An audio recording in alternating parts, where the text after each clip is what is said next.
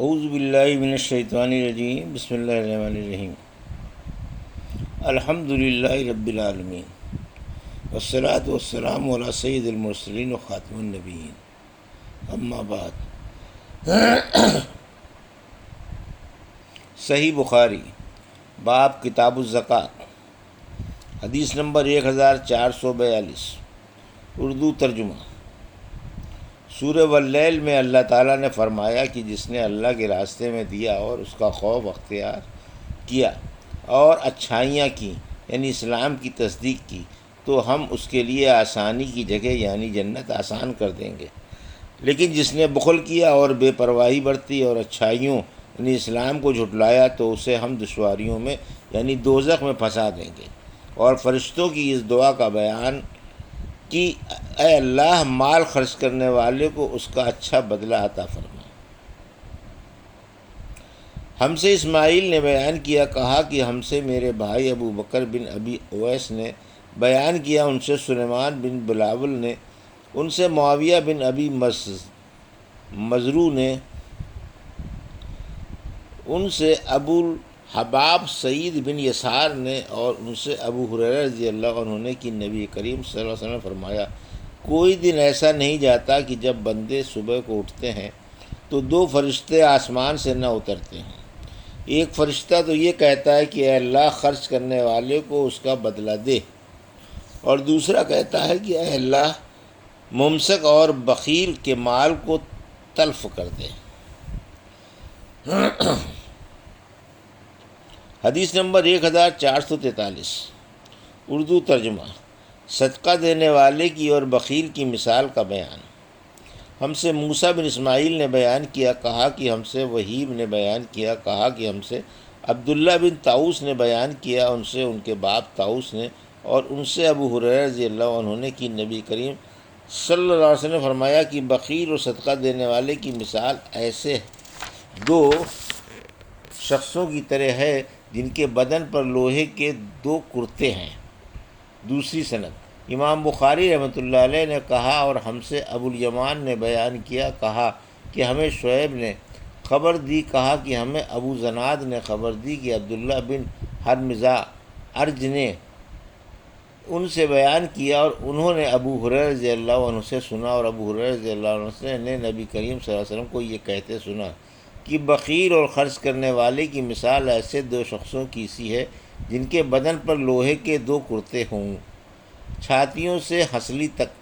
جب خرچ کرنے کا عادی یعنی سخی خرچ کرتا ہے تو اس کے تمام جسم کو وہ کرتا چھپا لیتا ہے، یا راوی نے یہ کہا کہ تمام جسم پر وہ پھیل جاتا ہے اور اس کی انگلیاں اس میں چھپ جاتی ہیں، اور چلنے میں اس کے پاؤں کا نشان مٹتا جاتا ہے۔ لیکن بخیل جب بھی خرچ کرنے کا ارادہ کرتا ہے تو اس کے کرتے کا ہر حلقہ اپنی جگہ سے چمٹ جاتا ہے۔ بخیل اسے کشادہ کرنے کی کوشش کرتا ہے لیکن وہ کشادہ نہیں ہو پاتا۔ عبداللہ بن طاؤس کے ساتھ اس حدیث کو حسن بن مسلم نے بھی طاؤس سے روایت کیا، اس میں دو کرتے ہیں۔ حدیث نمبر 1444، اور حنظلہ نے طاؤس سے دو زرہیں نقل کی ہیں، اور لیث بن سعد نے کہا مجھے جعفر بن ربیعہ نے بیان کیا، انہوں نے عبد الرحمن بن حرمز سے سنا کہ میں نے ابو ہریرہ رضی اللہ عنہ سے سنا، انہوں نے حضرت صلی اللہ علیہ وسلم سے پھر یہی حدیث بیان کی، اس میں دو زرہیں ہیں۔ حدیث نمبر 1445، اردو ترجمہ۔ محنت اور سوداگری کے مال میں سے خیرات کرنا ثواب، کیونکہ اللہ تعالیٰ نے سورہ بقرہ میں فرمایا کہ اے ایمان والو اپنی کمائی کی عمدہ پاک چیزوں میں سے اللہ کی راہ میں خرچ کرو، اور ان میں سے بھی جو ہم نے تمہارے لیے زمین سے پیدا کی ہیں۔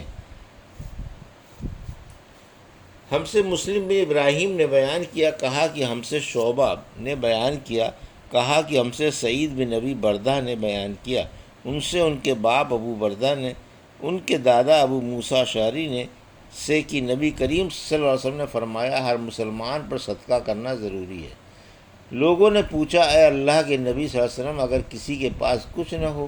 آپ نے فرمایا کہ پھر اپنے ہاتھ سے کچھ کما کر خود کو بھی نفع پہنچائے اور صدقہ بھی کرے۔ لوگوں نے کہا اگر اس کی طاقت نہ ہو؟ فرمایا کہ پھر کسی حاجت مند فریادی کی مدد کرے۔ لوگوں نے کہا اگر اس کی بھی سکت نہ ہو؟ فرمایا پھر اچھی بات پر عمل کرے اور بری باتوں سے باز رہے، اس کا یہی صدقہ ہے۔ حدیث نمبر 1446، اردو ترجمہ۔ زکوٰۃ یا صدقے میں کتنا مال دینا درست ہے؟ اور اگر کسی نے ایک پوری بکری دے دی؟ ہم سے احمد بن یونس نے بیان کیا، کہا کہ ہم سے ابو شہاب نے بیان کیا، ان سے خالد خدا نے، ان سے حفصہ بنت سیرین نے، اور ان سے ام عطیہ رضی اللہ عنہا نے کہ نصیبہ نامی ایک انصاری عورت کے ہاں کسی نے ایک بکری بھیجی۔ یہ نصیبہ نامی انصاری عورت خود ام عطیہ ہی کا نام ہے۔ اس بکری کا گوشت انہوں نے حضرت عائشہ رضی اللہ عنہا کے یہاں بھی بھیج دیا۔ پھر نبی کریم صلی اللہ علیہ وسلم نے ان سے دریافت کیا کہ تمہارے پاس کھانے کی کوئی چیز ہے؟ عائشہ نے کہا کہ اور تو کوئی چیز نہیں، البتہ اس بکری کا گوشت جو نصیبہ نے بھیجا تھا وہ موجود ہے۔ اس پر رسول اللہ صلی اللہ علیہ وسلم نے فرمایا کہ وہی لاؤ، اب اس کا کھانا درست ہو گیا۔ حدیث نمبر 1447، اردو ترجمہ۔ چاندی کی زکوٰۃ کا بیان۔ ہم سے عبداللہ بن یوسف تنیسی نے بیان کیا، انہوں نے کہا کہ ہمیں امام مالک نے خبر دی، انہیں عمرو بن یحییٰ مازنی نے، انہیں ان کے باپ یحییٰ نے، انہوں نے کہا کہ میں نے حضرت ابو سعید خدری رضی اللہ عنہ سے سنا، انہوں نے کہا کہ رسول اللہ صلی اللہ علیہ وسلم نے فرمایا کہ 5 اونٹ سے کم میں زکوٰۃ نہیں، اور 5 اوقیہ سے کم چاندی میں زکوٰۃ نہیں، اس طرح 5 وسق سے کم غلے میں زکوٰۃ نہیں۔ ہم سے محمد بن مسنہ نے بیان کیا، انہوں نے کہا کہ ہم سے عبد الوہاب ثقفی نے بیان کیا، انہوں نے کہا کہ ہم سے یحییٰ بن سعید نے بیان کیا، انہوں نے کہا مجھے عمرو بن یحییٰ نے خبر دی، انہوں نے ابو سعید خدری رضی اللہ عنہ سے سنا، اور انہوں نے نبی کریم صلی اللہ علیہ وسلم سے اسی حدیث کو سنا۔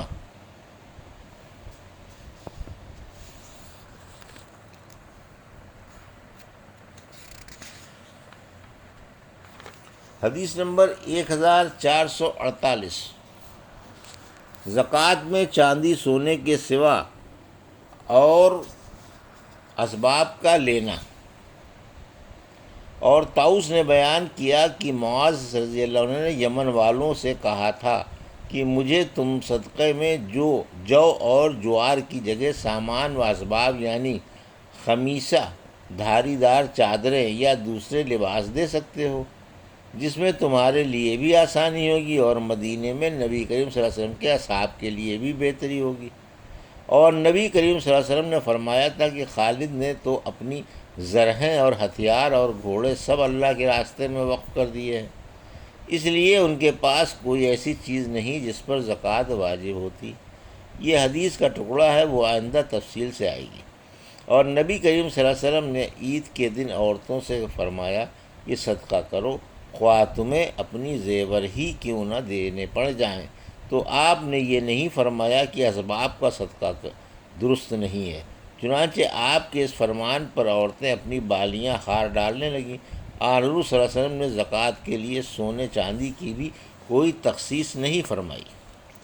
ہم سے محمد بن عبداللہ نے بیان کیا، کہا کہ مجھ سے میرے والد عبداللہ بن مسنہ نے بیان کیا، کہا کہ مجھ سے ثمامہ بن عبداللہ نے بیان کیا، ان سے انس رضی اللہ عنہ نے کہ ابو بکر صدیق رضی اللہ عنہ نے انہیں اپنے دور خلافت میں فرض زکوٰۃ سے متعلق ہدایات دیتے ہوئے اللہ اور اس رسول صلی اللہ علیہ وسلم کے حکم کے مطابق یہ فرمان لکھا کہ جس کا صدقہ بنت مخاص تک پہنچ گیا ہو اور اس کے پاس بنت مخاص نہیں بلکہ بنت لبون ہے تو اس سے وہی لے لیا جائے، اور اس کے بدلے میں صدقہ وصول کرنے والا 20 درہم یا 2 بکریاں زائد دے دے گا۔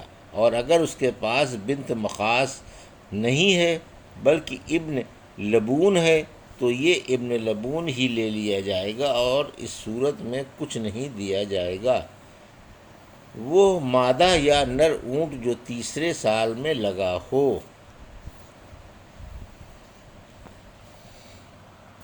حدیث نمبر 1449، ہم سے معیل بن حشام نے بیان کیا، کہا کہ ہم سے اسماعیل نے ایوب سے بیان کیا اور ان سے عطا بن ابی رباح نے کہ ابن عباس رضی اللہ عنہ نے بتلایا کہ اس وقت میں موجود تھا جب رسول اللہ صلی اللہ علیہ وسلم خطبے سے پہلے نماز عید پڑھی، پھر آپ نے دیکھا کہ عورتوں تک آپ کی آواز نہیں پہنچی، اس لیے آپ ان کے پاس بھی آئے۔ آپ کے ساتھ بلال تھے جو اپنا کپڑا پھیلائے ہوئے تھے۔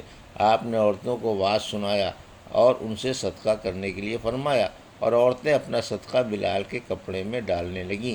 یہ کہتے وقت ایوب نے اپنے کان اور گلے کی طرف اشارہ کیا۔ یہ تھی صحیح بخاری باب کتاب الزکوٰۃ کی حدیث نمبر 1442 سے 1449 کا اردو ترجمہ جو ابھی آپ نے سماعت فرمایا۔ اللہ سے دعا ہے کہ اللہ ہمیں ان حدیثوں کی صحیح سمجھ عطا فرما اور ان پر عمل کرنے کی توفیق عطا فرما، آمین یا رب العالمین۔